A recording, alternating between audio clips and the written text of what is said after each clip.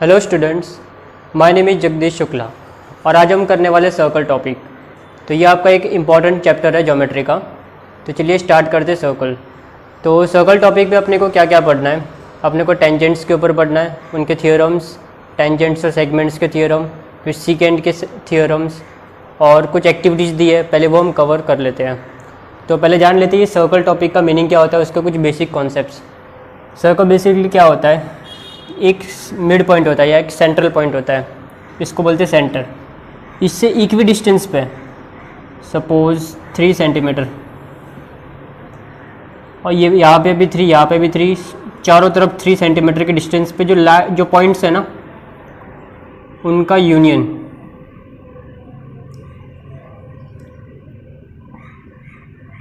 तो circle basically क्या है कि union of points which are located at equidistance from a common point. तो ये आपका कॉमन पॉइंट है जिसको बोलते हैं हम सेंटर।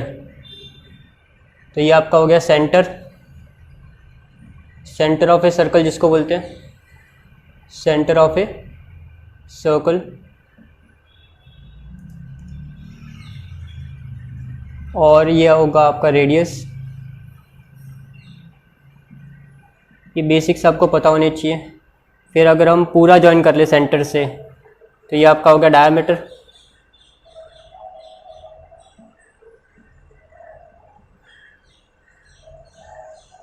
और ये जो दो पॉइंट्स को ज्वाइन करती है वही होती है आपकी कॉर्ड भी। तो जैसे कि ये भी आपका कॉर्ड है और डायमीटर भी कॉर्ड है। तो डायमीटर का एक्चुअली होता है आपका लॉन्गेस्ट कॉर्ड।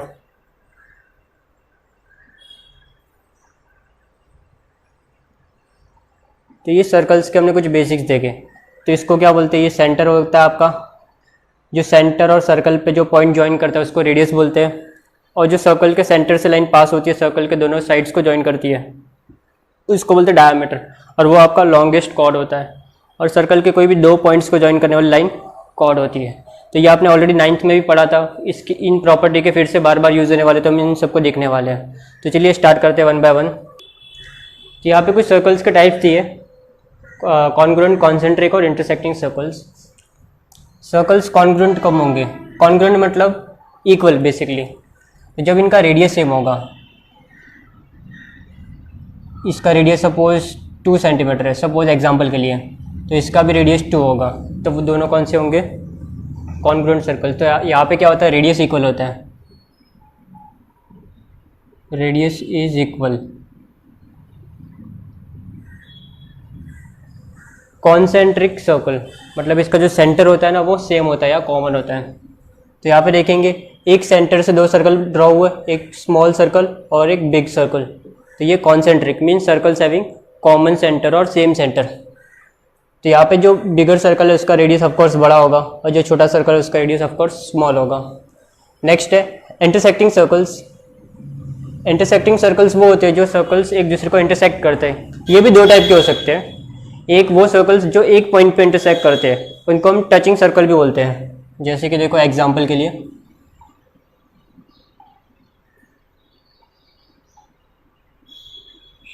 ये दो सर्कल यहाँ पे टच कर रहे हैं, तो इनको intersecting circles at a point या टचिंग सर्कल भी बोलते हैं। सपोज ये उनका सेंटर है, यहाँ पे सर्कल दो पॉइंट पे इंटरसेक्ट कर रहे हैं, एक ये वाला पॉइंट और एक ये वाला पॉइंट।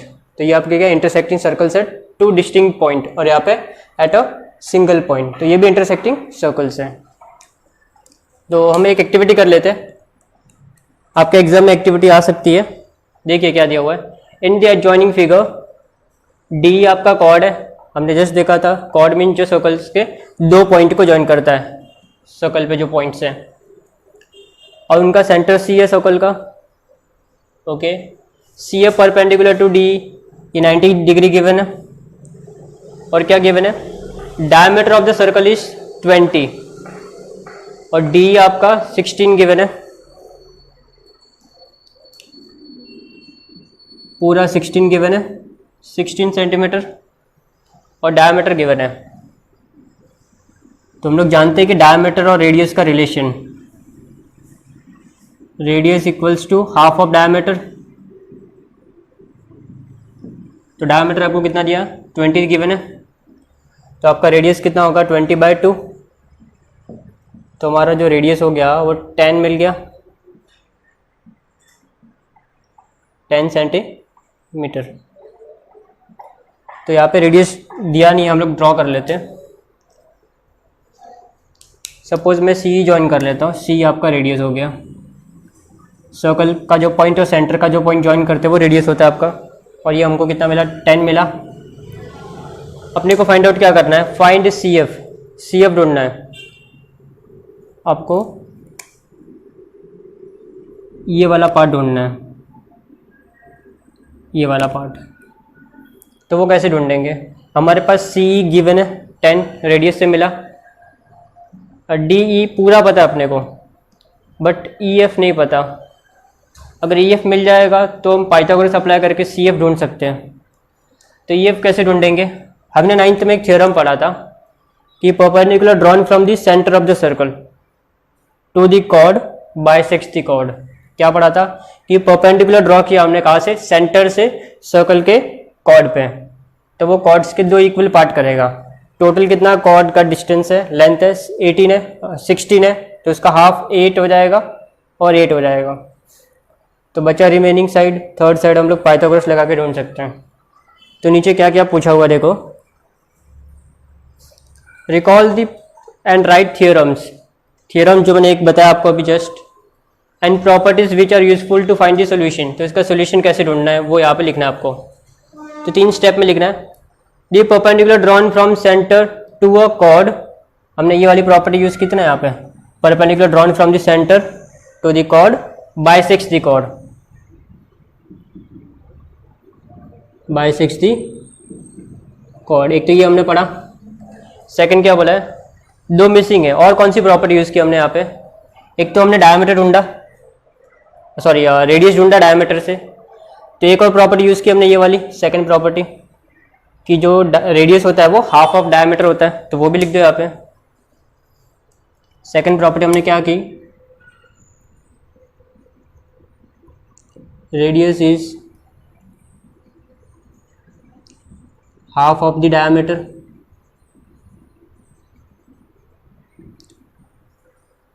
हमको ये मिल गया 8 और ये मिल गया 10। अभी अपने को सी एफ ढूंढना है। तो नेक्स्ट क्या यूज़ करेंगे, पाइथागोरस थ्योरम। पाइथागोरस थ्योरम क्या बोलता है, हमने सेकंड चैप्टर में पढ़ा था पाइथागोरस थ्योरम के बारे में। ये आपका सी है और ये आपका एफ है। तो जो 90 के सामने की लाइन होती है, यहाँ पे एफ के सामने सी एफ है आपका, सॉरी सी है। सी आपका क्या हो जाएगा, हाइपोटेनस हो जाएगा, और ये 2 रिमेनिंग साइड्स। तो पाइथागोरस थ्योरम क्या बोलता है, in a right angle triangle the square of hypotenuse is equal to the sum of the squares of remaining 2 sides. तो वो थ्योरम आपको लिखना है। In a right angle theorem, sorry right angle triangle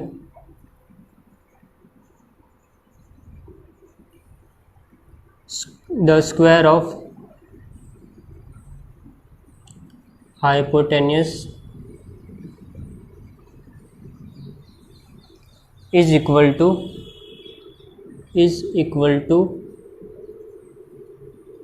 the sum of the squares of remaining 2 sides.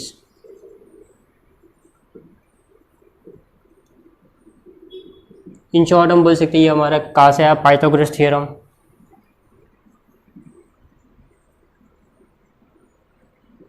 Basically कुछ नहीं है, Pythagoras theorem अपने apply किया।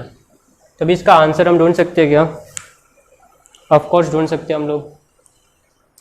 यहाँ पे पाइथागोरस थ्योरम अप्लाई करना, आपको सी स्क्वायर मैं यहाँ पे लिखता हूँ, रिमेनिंग 2 साइड्स आपका C F square plus E F square. अभी जो जो गिवन है वो पुट कर दो। सी कितना गिवन है आपको, 10। सी एफ अपने को फाइंड आउट करना है, एंड ई एफ हमने ढूंढा 8 है, 8 स्क्वायर। अब ये 8 को वहाँ भेज दो, तो ये पॉजिटिव तो नेगेटिव हो जाएगा। तो 10 square minus 8 square equals to CF square. और हमने एक प्रॉपर्टी पढ़ी हुई है कि A square minus B square क्या होता है, A plus B A minus B, वो अप्लाई करेंगे। तो 10 plus 8 into 10 minus 8, 10 plus 8 18 into 10 minus 8 2 equals to 36, 36 CF square हो गया आपका। तो CF कितना हो गया, √36, √36 मीन्स 6, तो आपको CF मिल गया 6 सेंटीमीटर। तो अपना ये आंसर आ गया 6 सेंटीमीटर। तो बेसिकली क्या किया हमने, 3 प्रॉपर्टी यूज़ की यहाँ पे। सबसे पहले डायमीटर को हाफ किया तो अपने को ये 10 मिल गया। फिर हमने दूसरी प्रॉपर्टी क्या यूज़ की कि जो perpendicular drawn from centre to the chord bisects the chord, तो ये 16 था तो ये 8 मिल गया। फिर पाइथागोरस थ्योरम अप्लाई करके CF ढूंढा। तो 3 चीज़ें यूज़ की, एक रेडियस का रिलेशन, एक ये वाली प्रॉपर्टी जो यहाँ पे लिखी हुई है, और एक पाइथागोरस थ्योरम। चलिए नेक्स्ट देखते हैं, सेकंड एक्टिविटी देखते हैं। In the adjoining figure QR is the chord of the circle. QR chord है, ऑफ कोर्स है। P मिड पॉइंट है कॉर्ड का, ओके। P मिड पॉइंट है मीन्स ये दोनों पार्ट आपके क्या हो जाएंगे, इक्वल हो जाएंगे। इफ QR 24 गिवन है, QR पूरा आपका 24 गिवन है,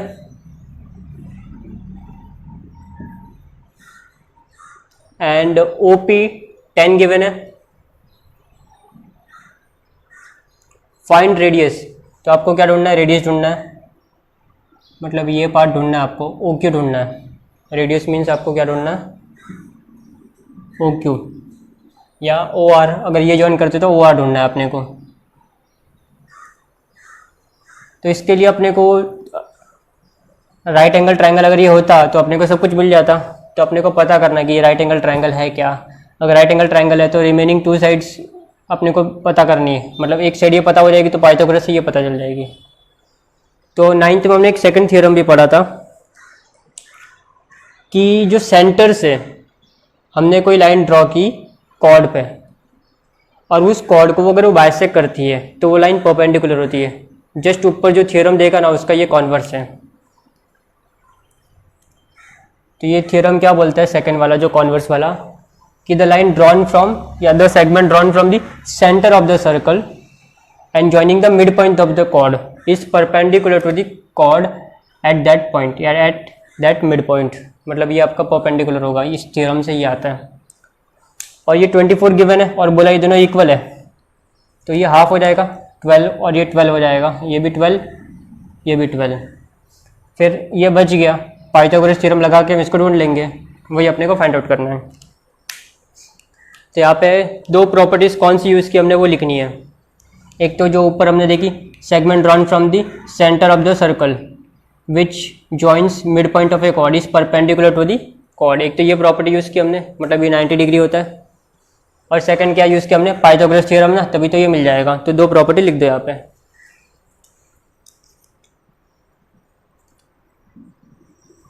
the segment joining center of the circle and midpoint of the chord is perpendicular to the chord.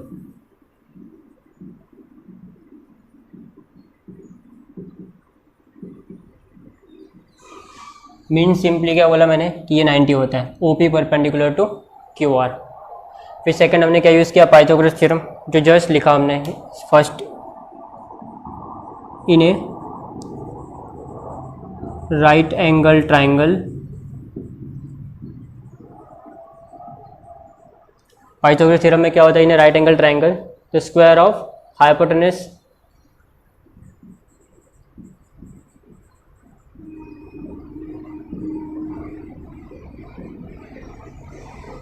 is equal to the sum of squares of remaining 2 sides, the sum of squares of remaining 2 sides in short Pythagoras theorem, simple words में। अभी इसको हम ढूंढ सकते हैं। Pythagoras theorem apply करके मैं यहाँ पे सॉल्व करता हूँ। तो आपका जो right angle triangle O P Q है और इसमें जो हाइपोटेनस है आपका ओ क्यू है, तो O Q square equals to remaining two sides आपकी कौन सी है, एक ओ पी स्क्वायर है और एक आपका पी क्यू स्क्वायर है। ओ क्यू गिवन है नहीं, वही अपने को फाइंड आउट करना है। ओ पी गिवन है, ओ पी 12 है तो 12 स्क्वायर एंड पी क्यू 10 है तो 10 स्क्वायर, 144 हो जाएगा प्लस 100, तो आपका ओ क्यू स्क्वायर कितना हो गया 244। अब इसको फैक्टराइज कर दो,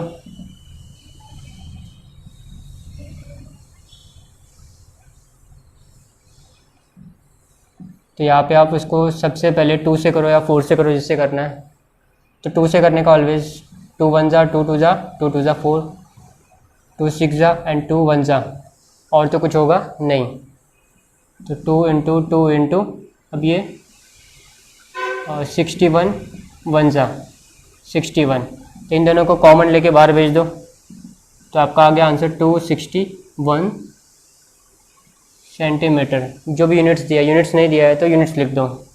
यहाँ पे कुछ बोला नहीं है ना यूनिट्स के बारे में, तो यूनिट्स लिख दो यहाँ पे। नेक्स्ट एक्टिविटी देखते हैं, third. In the adjoining figure M, ये वाला फिगर की बात कर रहे हैं। एम अपना सेंटर है सर्कल का, एंड ए बी डायमीटर है, M S perpendicular to A D means ये 90 डिग्री है, and same way M T perpendicular to A C, और ये दोनों एंगल कॉन्ग्रुएंट गिवन है, D A B and C A B, ये दोनों angle equal given है। प्रूव करना है chord A D congruent to chord A C. तो कैसे करेंगे इसको? तो देखो ये आपका सेंटर है और सेंटर से ये ड्रॉ किया, तो ये भी 90 हो जाएगा आपका, ये भी 90 हो जाएगा। लीनियर पैर एंगल्स होते हैं। तो अब ये दो ट्रायंगल को ध्यान से देखो, ए एस एम और ए टी एम। कौन सा ट्रायंगल?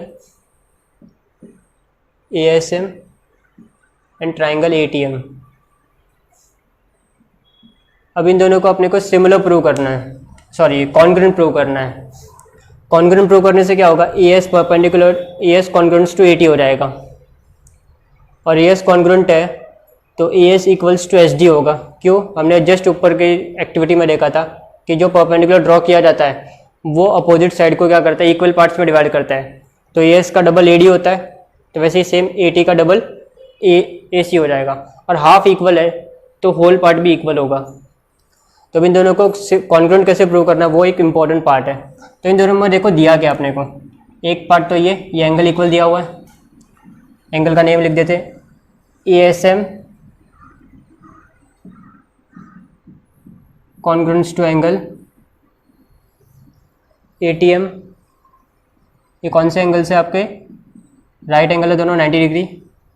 और एक एंगल और गिवन है, ये वाला एंगल डी ए बी।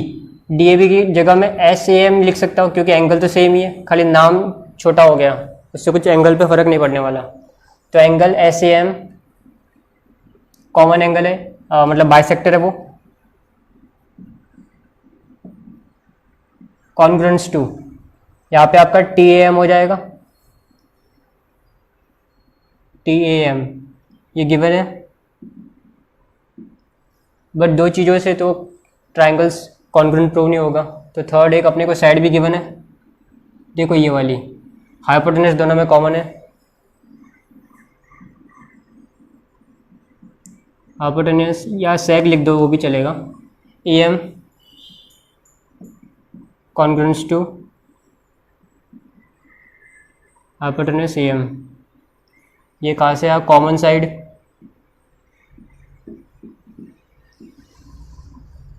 और दो ट्रायंगल्स को कॉन्ग्रुएंट करने की हमने बहुत सारी प्रॉपर्टी पढ़ी। आपको देखो लिस्ट दिया हुआ है, एक एस एस पढ़ा था, A S A, triple S, A S और हाइपोटेनस साइड। तो यहाँ पे इन 5 में से कौन सा अप्लाई होगा? देखो दो एंगल गिवन है और हाइपोटेनस सेम है, मतलब एक 90 डिग्री है और एक अदर एंगल गिवन है और एक आपको साइड दिया हुआ है।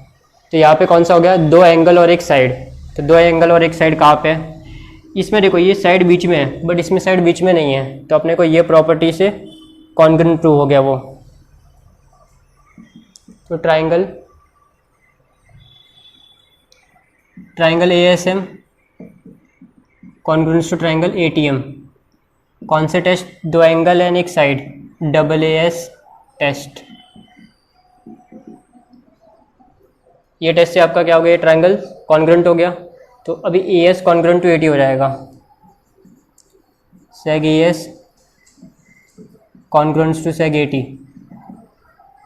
Corresponding sides of congruent triangles, जब ट्राइंगल्स कॉन्ग्रुएंट होते हैं तो उनकी करस्पॉन्डिंग साइड्स भी क्या हो गई, कॉन्ग्रुएंट हो गई।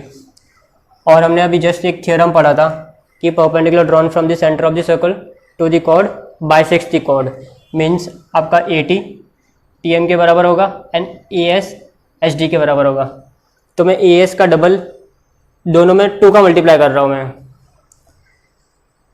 तो AS इक्वल्स टू AT है ना, तो इंटू 2 करता दोनों में, मैं कर सकते ना ऐसा, मैथ्स में हमने पढ़ा हुआ है। तो ये आपका 2AS हो गया और ये आपका 2AT हो गया। AS का डबल क्या होता है, AD एंड AT का डबल क्या हो गया, AC। तो ये कौन सी प्रॉपर्टी से है, जो हमने फर्स्ट एक्टिविटी में लिखी थी, एक्टिविटी 1 वाली, the perpendicular drawn from the centre of the circle to the chord bisects the chord, ये वाली प्रॉपर्टी। तो चलिए आगे बढ़ते हैं। नेक्स्ट क्या बोल रहा है कि अगर सिंगल पॉइंट से आपको सर्कल ड्रॉ करने हैं, जैसे कि यहाँ पे एग्जांपल में इन लोगों ने ये पॉइंट से सर्कल ड्रॉ किए, तो आप कितने सर्कल ड्रॉ कर सकते हैं, तो इसकी कोई लिमिट नहीं है। आप एक पॉइंट से ना, देखो जैसे कि एक सर्कल ये ड्रॉ किया हुआ है, एक सर्कल ये ड्रॉ किया है, एक सर्कल ये ड्रॉ किया, वैसे हम यहाँ से ना बहुत सारे सर्कल ड्रॉ कर सकते हैं, कि ऐसा भी ड्रॉ कर सकते हैं, इनफाइनाइट, छोटा बड़ा बहुत सारे सर्कल ड्रॉ कर सकते हैं, इससे भी छोटा। तो इनफाइनाइट सर्कल ड्रॉ कर सकते हैं सिंगल पॉइंट से, ये आप याद रखिए, MCQ ले आ सकता है। Infinite number of circles pass through a point. Same way 2 point से भी आप कितने सर्कल ड्रॉ कर सकते हैं, इनफाइनाइट। चलिए वो आगे देखते हैं। अभी नेक्स्ट है, यहाँ पे 2 पॉइंट है, एक A एंड B, यहाँ से अपने को सर्कल ड्रॉ करने हैं, तो कितने सर्कल पॉसिबल है, तो इनफाइनाइट सर्कल्स ड्रॉ कर सकते हैं। तो देखो एक ये सर्कल ड्रॉ किया उन्होंने, एक ये वाला और एक ये वाला, ऐसे हम बहुत सारे सर्कल ड्रॉ कर सकते हैं, नीचे जाके और भी सर्कल ड्रॉ कर सकते हैं। तो ऐसे इनफाइनाइट सर्कल ड्रॉ कर सकते हैं 2 पॉइंट से भी, खाली हमको क्या करना है, उस लाइन को क्या करना है, बाइसेक्ट करना है, तो वहाँ से अपने को सेंटर मिल जाएगा और फिर हम इनफाइनाइट सर्कल्स ड्रॉ कर सकते हैं। अभी 3 पॉइंट्स की बात करूँ तो मैं आपको, 3 ये कौन से पॉइंट्स है, तीनों पॉइंट्स अलग अलग लाइन पे है, तो ये कौन से पॉइंट्स है आपके, नॉन कोलिनियर। तो यहाँ से हम एक सर्कल ड्रॉ कर सकते हैं, और ये सर्कल कैसे ड्रॉ कर सकते हैं ये हमने सीखा हुआ है। सबसे पहले इन तीनों पॉइंट्स को ज्वाइन कर देते हैं हम लोग, ये हमने 9th में कंस्ट्रक्शन में सीखा था। फिर अपने को सर्कल कौन सा ड्रॉ करना है, इनके बाहर ड्रॉ करना है ना अपने को, यहाँ से सर्कम सर्कल। तो अपने को इन तीनों का क्या करना पड़ेगा, लाइन बाइसेक्टर ड्रॉ करना पड़ेगा ऐसा। एक यहाँ से पास होगा आपका, मे भी आपको याद होगा, कंस्ट्रक्शन करना पड़ेगा अपने को। फिर एक यहाँ से सपोज पास हो रहा है, तो ये सेंटर लेके हम यहाँ से एक सर्कल ड्रॉ कर सकते हैं। तो मेरे कहने का मतलब क्या है, अगर 3 नॉन कोलिनियर पॉइंट्स है तो वहाँ से ओनली 1 सर्कल पास हो सकता है, और तीनों अगर कोलिनियर है, ऐसे पॉइंट्स हैं एक ही लाइन पे, तो वहाँ से सर्कल ड्रॉ करना पॉसिबल ही नहीं है। सर्कल ऐसा तो हो ही नहीं सकता ना कुछ, तो ये तो सेमी सर्कल बन जाएगा। तो आपको 3 कोलिनियर पॉइंट्स है तो वहाँ से आप सर्कल ड्रॉ नहीं कर सकते, और 3 नॉन कोलिनियर पॉइंट्स है तो वहाँ से हम एक सर्कल ड्रॉ कर सकते हैं। देखिए इन सब की समरी दी है फिर से। Infinite circle pass through 1 point, एक सिंगल पॉइंट से हम कितने सर्कल ड्रॉ कर सकते हैं, infinite. Same way 2 distinct point से A और B है सपोज, तो वहाँ से हम कितने सर्कल ड्रॉ कर सकते हैं, इनफाइनाइट। अभी नेक्स्ट है 3 नॉन कोलिनियर पॉइंट से, मतलब ये वाला एग्जांपल, यहाँ पे हम कितना सर्कल ड्रॉ कर सकते हैं, यूनिक सर्कल, मतलब ओनली 1 सर्कल। और 3 कोलिनियर रहेंगे तो एक लाइन में, वहाँ से कोई सर्कल पास नहीं हो सकता। No circle can pass through 3 collinear points. तो ये तीनों पॉइंट्स आप याद रखिए, MCQ वगैरह में आ सकते हैं। चलिए आगे बढ़ते हैं। तो हमारा जो एक्टिविटी का पार्ट 1 कंप्लीट हुआ, फिर हम मिलते हैं न्यू लेक्चर में। Thank you for watching.